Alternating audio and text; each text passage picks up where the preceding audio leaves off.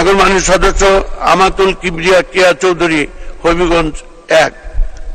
আপনার সময় 2 মিনিট।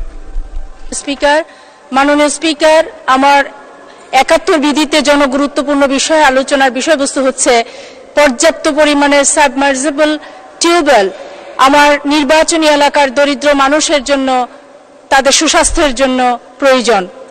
মাননীয় স্পিকার, আপনার মাধ্যমে আমি এই মহান সংসদে উত্থাপন করতে চাই নবীগঞ্জ বাহুবল হবিগঞ্জ জেলার এই আসনটিতে নবীগঞ্জ 13টি ইউনিয়ন এবং একটি পৌরসভা, বাহুবলে 60টি ইউনিয়নের এই বিশাল আয়তনের এই এলাকাটিতে রয়েছে ছোট বড় অনেক খাল, নদী, নালা।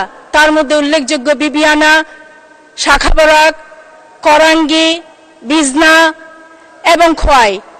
এই নদীগুলো থাকা সত্ত্বেও এবং এর পাশাপাশি 2টি বৃহৎ হাওর, মাকর হাওর এবং ঘুমিয়াজরি হাওর থাকা সত্ত্বেও যখন খরা হয় তখন চৌচির হয়ে থাকে আমার জমি, আর যখন বন্যা হয়, আগাম বন্যায় আমরা প্লাবিত হই।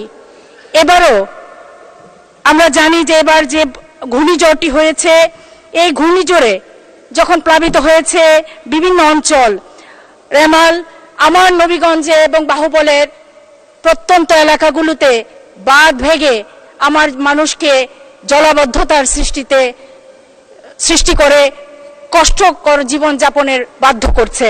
মাননীয় স্পিকার, এই সময়ে আমার জনগণ পানির অর্থাৎ সুপেয় পানির অভাবে বিভিন্ন রোগ বালায়ে আক্রান্ত হচ্ছে।